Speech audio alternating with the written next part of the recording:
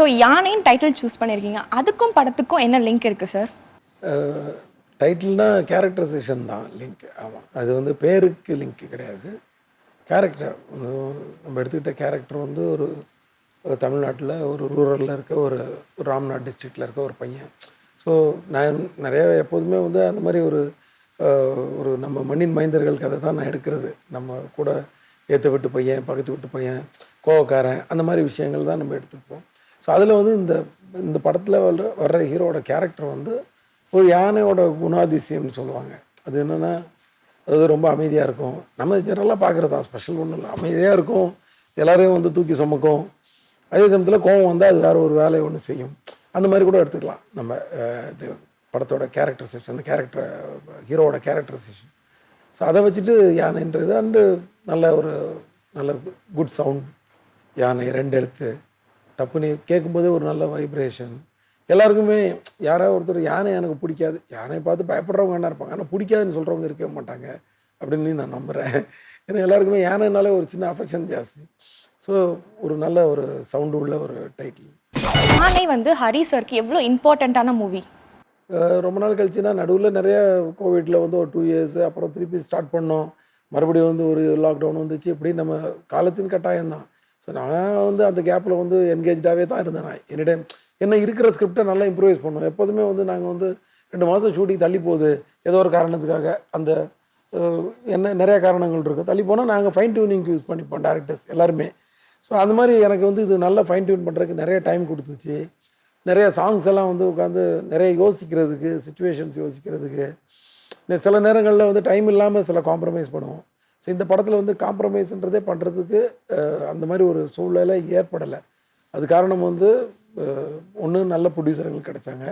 So எந்த காம்ப்ரமைஸும் அந்த production சைடில் கிடையாது.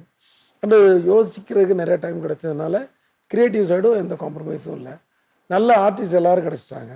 So performance and screen presence வந்து எனி டைம் வந்து ஆடியன்ஸை வந்து இன்ட்ரெஸ்ட் பண்ணிகிட்டே இருக்கிற மாதிரி ஒரு விஷயங்கள் இருக்குது. ஸோ எதுலேயுமே காம்ப்ரமைஸ் இல்லைன்னு நினைக்கிறேன் அந்த படத்தை. ஹரி சார் அப்படின்னாலே ஆடியன்ஸை பொறுத்த வரைக்கும் வந்து ஆக்ஷன் தான். இந்த ட்ரெய்லர் நாங்கள் பார்க்கும் போது வந்து சென்டிமெண்ட் தான் வந்து ஆக்ஷனோட அதிகமாக இருக்குது. ஸோ அது என்னன்னு சொல்ல முடியுமா எங்களுக்கு? இல்லை, நீங்கள் ட்ரெய்லரை பார்த்துட்டு சொல்கிறீங்க. என்னோடய படங்களில் வந்து சென்டிமெண்ட்ஸும் இருக்கும், தேவையான அளவுக்கு இருக்குன்னு வேணால் வச்சுக்கலாம். ரொம்ப கம்மியாக இருக்குன்னு தேவையான அளவுக்கு சில படங்கள் வந்து ஐயா, தாமிரபரணி, வேல் மாதிரி படங்கள்லாம் நிறைய சென்டிமெண்ட்ஸ் 50% இருக்கும். அந்த மாதிரி பண்ணியிருக்கேன். இதுலேயும் கிட்டத்தட்ட அந்த மாதிரி தான், ஒரு எமோஷ்னல் ஆக்ஷன் தான். வந்து ஒரு எமோஷ்னல் ஃபேமிலி அண்ட் ஆக்ஷன் அந்த மாதிரி இருக்கும். ஸோ எமோஷன்ஸுக்கு நிறையா இது இருக்கும், வேலை இருக்கும் படத்தில், ஸ்கிரிப்டில். அதனால தான் அந்த ட்ரெய்லர் வந்து அந்த படம் என்ன கதையாக இருக்கோ அதுவாகவே இருக்கட்டும். ட்ரெய்லர் ஃபஸ்ட் ட்ரெய்லர் நாங்கள் அனுப்பிச்சது ரொம்ப ஹாப்பி. முதல்ல வந்து நான் ஆடியன்ஸுக்கே வந்து ஒரு தேங்க் பண்ணிக்கிறேன். நீங்கள் வந்து இதை வந்து ஹாப்பியாக ஏற்றுக்கிட்டது. ஏன்னா ஃபஸ்ட்டு ட்ரெய்லரையும் நல்லா ரிசீவ் பண்ணிக்கிட்டீங்க. அடுத்து இந்த இதையும் வந்து நீங்கள் வந்து ரொம்ப பாசிட்டிவாக எடுத்து எங்களுக்கு வந்து நிறைய குட் சவுண்ட்ஸ் கொடுத்துருக்குறீங்க. அது வந்து எனக்கு வந்து ரொம்ப ஹாப்பியாக இருக்குது. தேங்க் பண்ணிக்கிறேன்.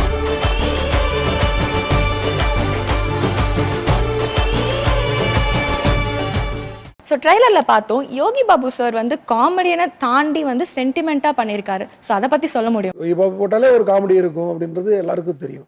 ஸோ அதை வந்து நான் மக்களுக்கு கொண்டு போய் சேர்க்க வேண்டிய அவசியமே இல்லை. யோகி பாபு இருக்கா, ஓகே, டெஃபினட்டாக காமெடிஸ் இருக்குது, வந்துடலாம். அதையும் மீறி ஒரு எமோஷன்ஸ் இருக்குது, ஒரு ஃபோர்ஸ் இருக்குது, அவருக்குள்ளே வந்து ஒரு அழுகை இருக்குது, மனசுக்குள்ளே ஒரு குமுறல் இருக்குது. இதெல்லாம் தான் நான் தெரியப்படுத்தினேன். அதெல்லாம் ஒரு 1.5 அடி ஷாட்டு, 1.25 அடி ஷாட்டு தான் போட்டிருக்கோம். ஃபஸ்ட்டு வந்து ட்ரெய்லரும் சரி, இந்த கிளிம்ஸும் சரி, அதில் வந்து கன்வே ஆகுது. ஸோ கன்வே ஆகும்போது ஓஹோ, நம்ம நிறையா இதில் வந்து ரசனையோடு பார்க்குறதுக்கு நிறையா விஷயங்கள் இருக்குன்ற ஒரு நம்பிக்கை ஏற்படுத்துகிறோம். மக்களை இன்வைட் பண்ணுறோம். நம்ம இதெல்லாம் ஒரு இன்விடேஷன் தானே.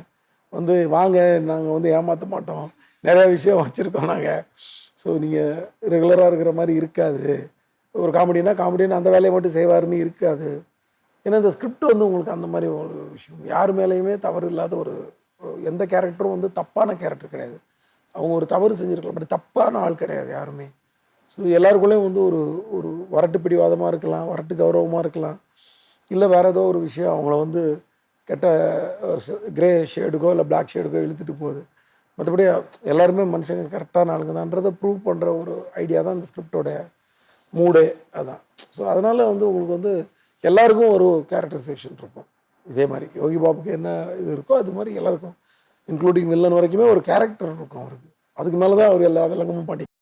ஸோ இப்போ பார்த்தீங்கன்னா உங்களை சுற்றி ஃபுல்லாக பெண்கள் கூட்டமாக தான் இருக்குது. ஐ மீன் வந்து சிஸ்டர்ஸ் தான் இருக்காங்க, உங்களுக்கு சொந்தமாக அண்ணன் பிரதர்ஸ் அப்படின்னு யாருமே இல்லை. ஸோ மூவியில் பார்த்தீங்கன்னா வந்து சமுத்திரக்கனி சார் கூட பண்ணியிருக்கீங்க. ஸோ அந்த எக்ஸ்பீரியன்ஸ் எப்படி இருந்தது, அந்த பாண்டிங் எப்படி இருந்ததுன்னு சொல்ல முடியுமா சார்?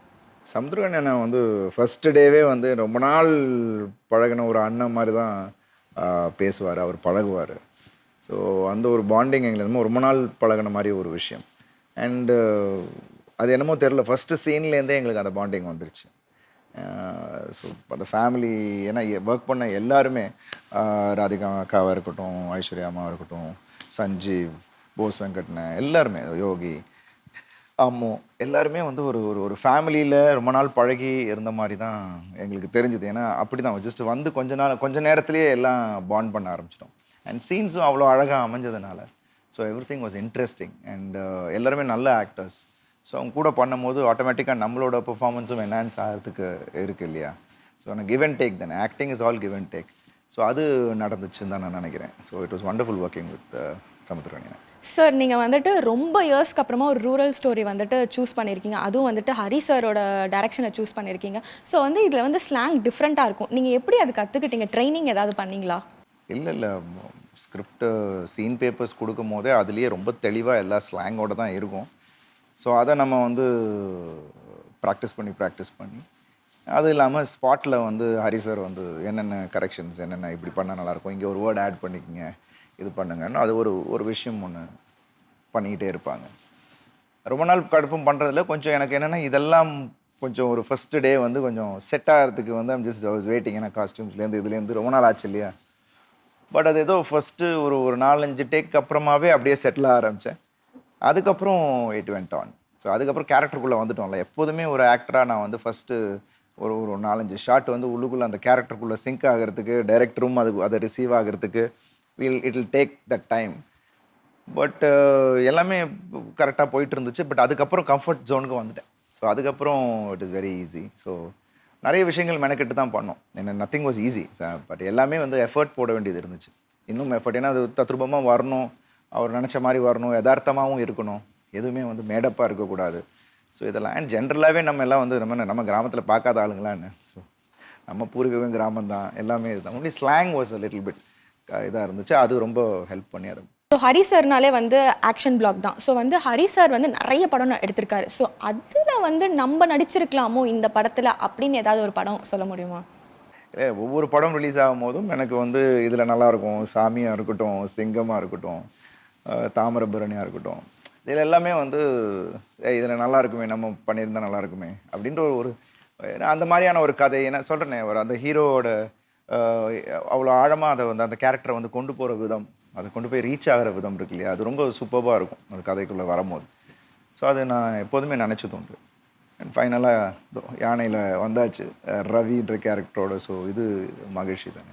ஸோ வந்து இப்போ பார்த்தீங்கன்னா உங்கள் மூவிஸ்லாம் வந்துட்டு தென் மாவட்டத்தில் அதிகமாக எடுக்கிறீங்க சார். அது உங்களோட நேட்டிவ்ங்கிறதுனால நீங்கள் வந்து அது வந்து அதிகமாக யூஸ் பண்ணுறீங்களா, இல்லை ஏதாவது ஸ்பெசிஃபிக் ரீசன்ஸ் இருக்காங்க யூஸ் பண்ணுறதுக்கு மூவி? இல்லைம்மா, நல்ல டிஸ்ட்ரிக்ட்டும் வச்சு எடுக்கணும்னு ஆசை தான். கோயம்புத்தூர், மதுரை, திண்டுக்கல், தூத்துக்குடி, திருநெல்வேலி, அம்பாசமுத்திரம், நாகர்கோவில் எல்லாமே எடுத்துருக்கோம். சென்னை, சிங்கம் செகண்ட் ஹாஃப் ஃபுல்லாக சென்னை தான். 6 ஃபுல்லாகவே சென்னை தான். சென்னையோட மக்களுடைய கல்ச்சரே வந்து 6ல் வந்து ரொம்ப ஸ்ட்ராங்காக நான் ரிஜிஸ்டர் பண்ணேன். ஏன்னா நான் வளர்ந்த இடம் இது. நான் வந்து சின்ன வயசுலேருந்து இங்கே தான் படித்து இங்கே தான் வாழ்ந்துருக்கோம் நம்ம. அதனால் இந்த மக்கள் கூட நிறையா கனெக்ட் இருக்கும் இல்லையா, அதை வந்து கரெக்டாக நம்ம இந்த படத்தில் பண்ணுன்றதுக்காக பண்ண படம் தான் 6. ஸோ எல்லாமே கலந்து தான் பண்ணுறேன். பட் நிறையா திருநெல்வேலி, தூத்துக்குடி கதை கொஞ்சம் தூக்கலாக இருக்குன்னா அது காரணம் வந்து எனக்கு நிறையா அந்த ஊரை பற்றிய விஷயங்கள் தெரியும். என்னோடய சொந்த ஊர் அதுன்றதுனால அந்த கல்ச்சரோ இல்லை அங்கே உள்ள விஷயங்களோ எனக்கு நிறையா தெரிஞ்சிருக்கிறதுனால மேபி நான் அதில் வந்து ஏன்னா சிங்கம் சீரியஸில் வந்து தூத்துக்குடி மாட்டிருச்சு, அதனால் அதில் 3 படம் வந்துருச்சு.